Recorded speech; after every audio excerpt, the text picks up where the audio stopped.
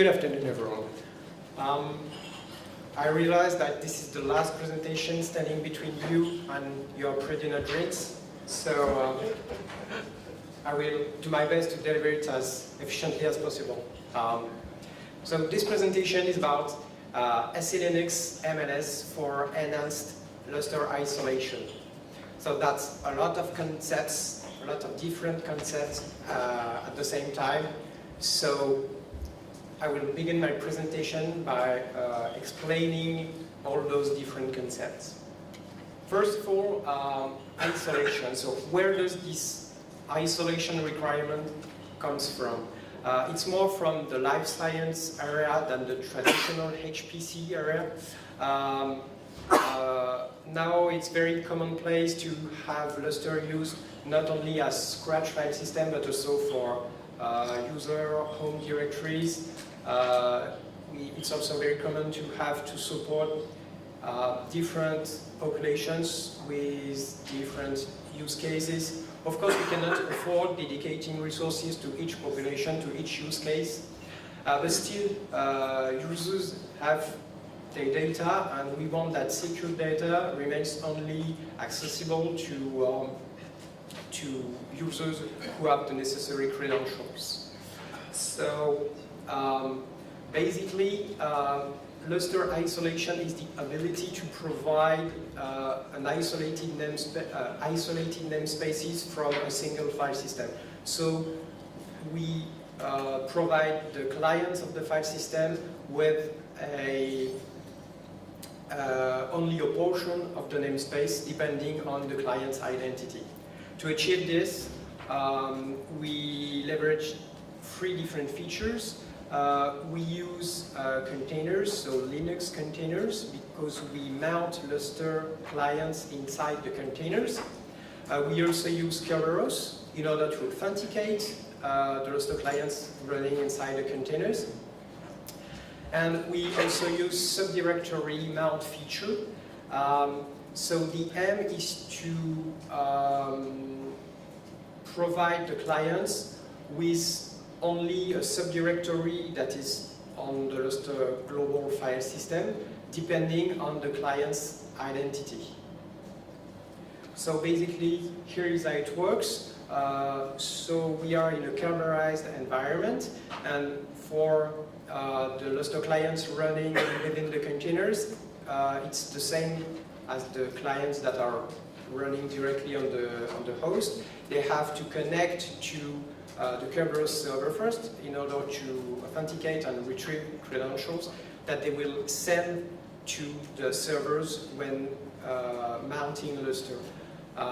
So on MDS side, the server will identify the node thanks to the credentials, look for the node identity into the node map, which will give a file set information. So it's a file set is a subdirectory in the Lustre file system, and based on this file set information, automatically the MDS server will reply to the mount request with only the subdirectory that this client is allowed to see.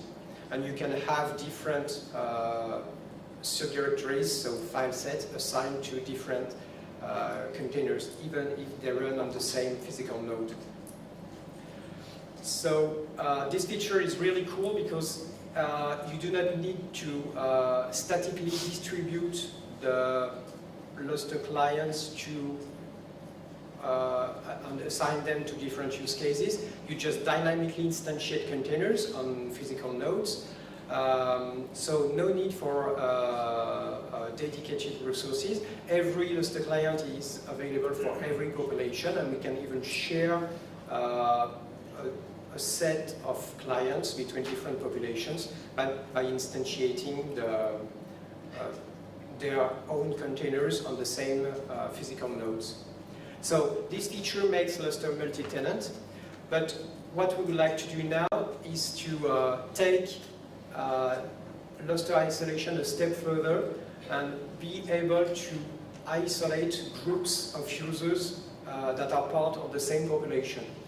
So we So it means we want to prevent some groups of users to access others' data, of course, but we want it to be flexibly adjustable. We want to flexibly change the access capabilities of the different groups. And of course, we still want to share the same file system root, so with a unique Lustre file system. So to achieve this, what we want to do is to use SELinux MLS, because it's really about data confidentiality. Before I move on, I'd like to recall what is the current status of SELinux support on Lustre client side. So initial landing of SELinux support on Lustre client side was in Lustre 2.8.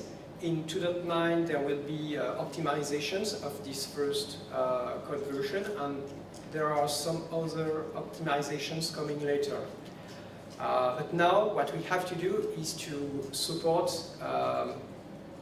not only targeted policy as we do in 2.8, since 2.8, but also MLS policy.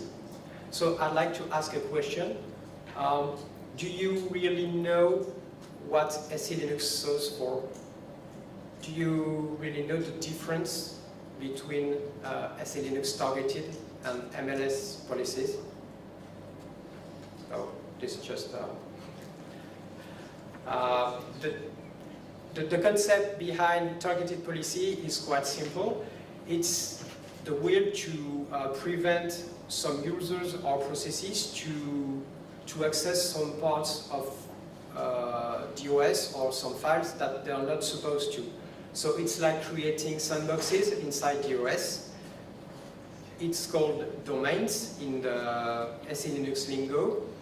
And it's like border control. You assign a security context to users and processes, and then it gives you which domains they are able to visit.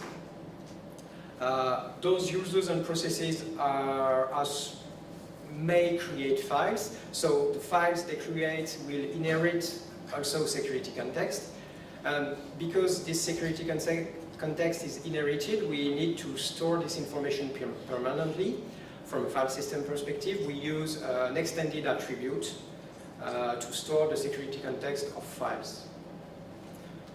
Now with MLS, so multi-level security, we come with the concept of security levels in addition to domains. So it's really like in the military, you are assigned a security level, and you can only read files that are at your level or a level below you, but you are not allowed to read files at a level above you, so it means you cannot read files from your boss.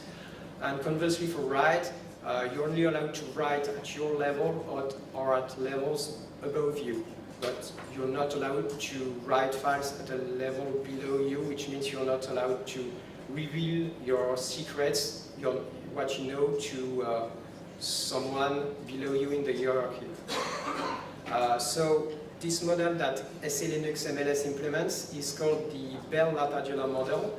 And in Red Hat, they add a specificity which is called write equality. It means you can only write at your own level. Okay, so to sum up, the difference between targeted and MLS policies is that by creating domains, targeted policy aims at protecting the OS, while by adding the notion of levels, MLS aims at protecting data. From a file system perspective, the requirement is the same. It's to store the security attributes, the security context of files inside an extended attribute. It's just that with MLS, the security information will contain more data regarding the security level in addition to domains. Now with a distributed file system like Lustre, we have an additional responsibility. That is, we must make sure that the clients that are accessing the files have SELinux properly enforced. Otherwise, SELinux is bypassed, and then data confidentiality is not enforced anymore. So first of all, there is an SELinux boolean that prevents root user from deactivating SELinux on the node. But it's really the file system's responsibility to make sure that the clients have SELinux properly enforced. So this is really, we are coming now to the purpose of our work regarding SELinux. So we need to make sure that SELinux is enforced, but also that the expected SELinux policy is enforced, and that this policy has not been altered by any means. So we need to check all those parameters. With this information, we build what we call the SELinux status information. We do this with a new user mode helper called LAD16 SELinux. We do this in user space because we need to parse files, and it's not really a good idea to do this in kernel space. Also, there is no API available in the kernel to fetch the information we need to achieve this. So this user mode helper is called from Lustre client code. It builds a string representing the current SELinux status, so it's one digit to say if SELinux is enforced or not, then the name of the policy that is enforced, and then a checksum that is calculated on the binary representation of the policy. So if the policy is altered, this checksum will be different.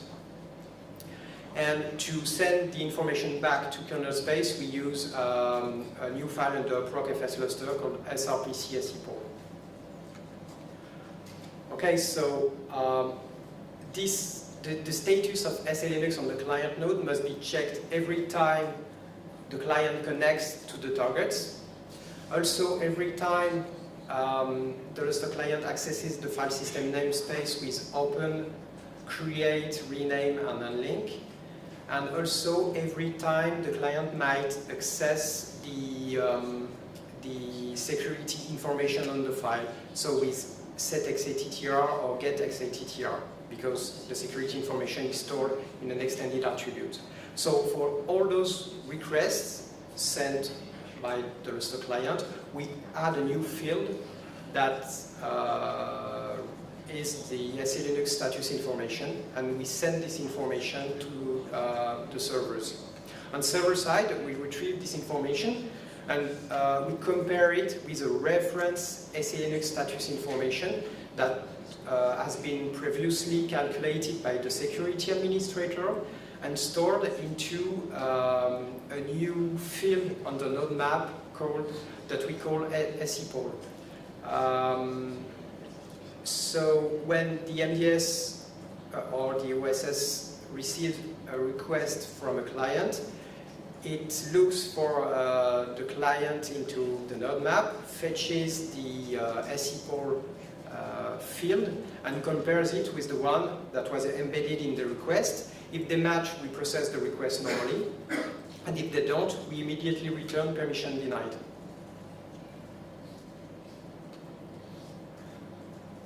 So now let's have a look at the performance we have with this new code.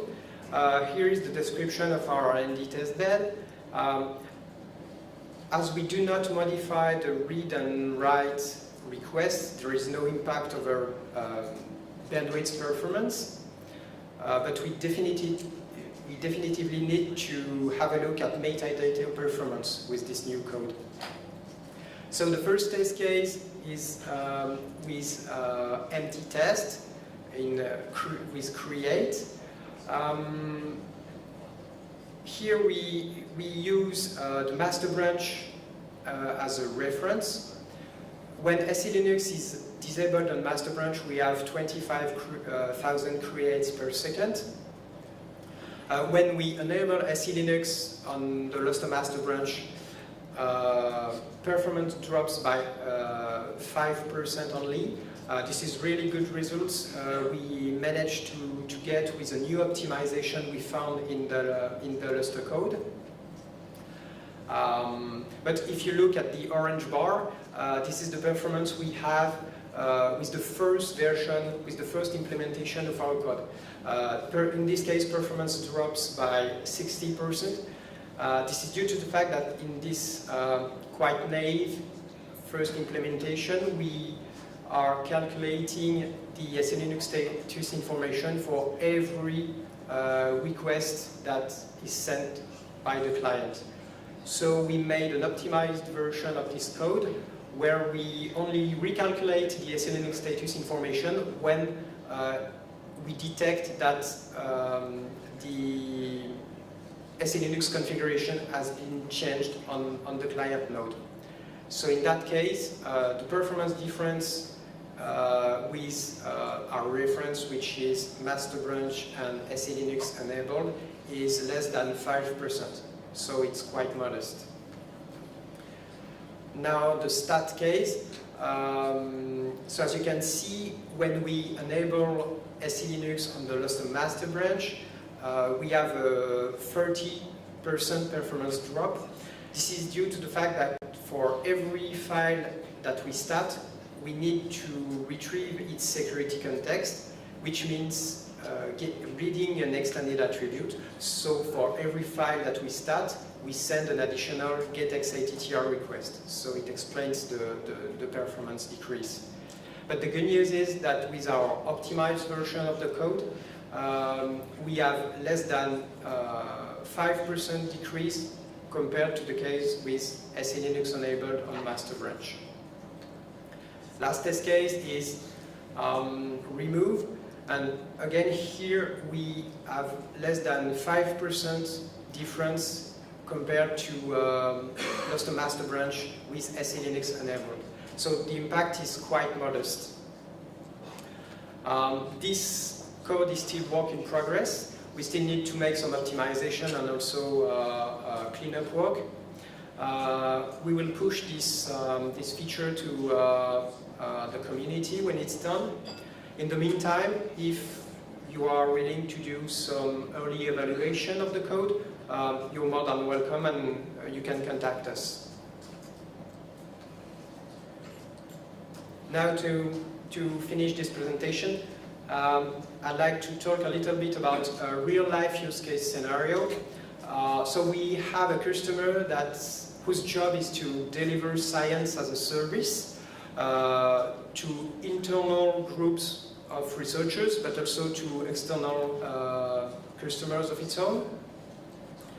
The kind of service that it provides is really similar to the one described in the CGP Box project. So this project encapsulates the core cancer genome project analysis pipeline into a Docker container. It's available on GitHub, so you download the container, and when you run this container, it launches the analysis pipeline on your data. So what I wanted to see is how it's possible to integrate this new Lustre enhanced isolation feature into an existing workflow. So we can consider that those users are part of, represent a CGP population that is only supposed to have access to data store directory. So we use the isolation feature so that the clients of this population only see the data store directory content when they mount Lustre. Inside this directory, there is an input directory containing, as its name suggests, the source data for the analysis pipeline. So of course we want every user to be able to read this content. So we decide to set its security level to S0. And then the workflow will write output data into a dedicated directory under an output directory. We want to prevent the users from accessing the results of other researchers, because they have their own pipeline, they are doing their own optimizations and whatever. So we decide to run the containers with the security level S1 plus a category dedicated specific to each group, which means that inside the container, the application will be able to read data from the input directory because its security level is below it, and at the same time it will write data safely into its own dedicated output directory because it has its own security levels, so it prevents other groups from accessing this data. So it's really nice to see how we were able to integrate into this existing workflow. So to conclude, we were able to enhance the Lustre isolation feature by leveraging SELinux MLS policy and by controlling the status of SELinux on the clients at the Lustre level. And that's all. Thank you.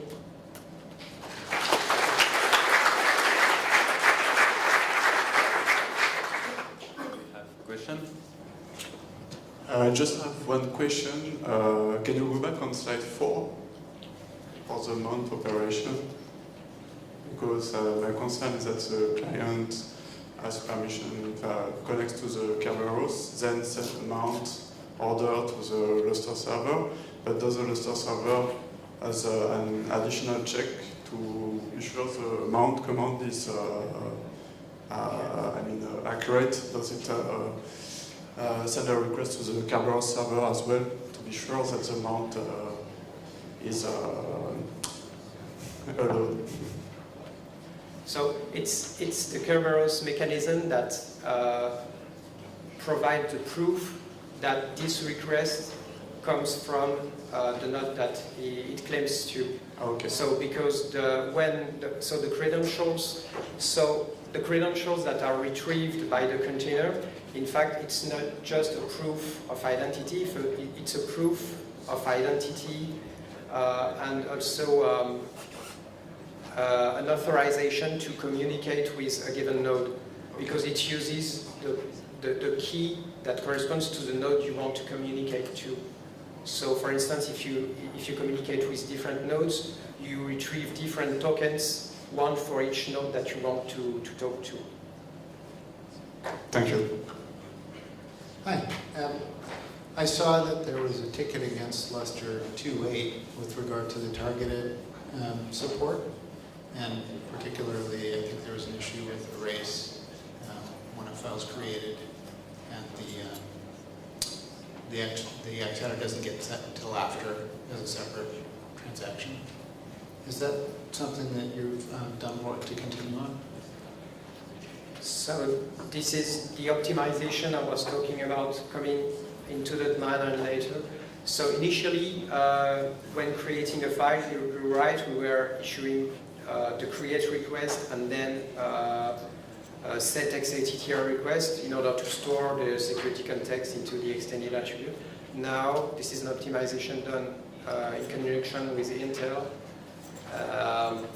We send the create request with the security context embedded, so there is just one request sent to the NDS.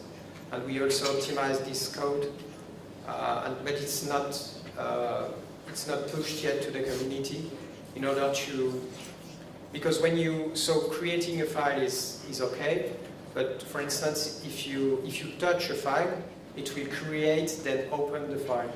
So, and it's really commonplace to have immediately open after create. And if you do nothing more, you will have an additional get XATTR request in order to be able to open the file.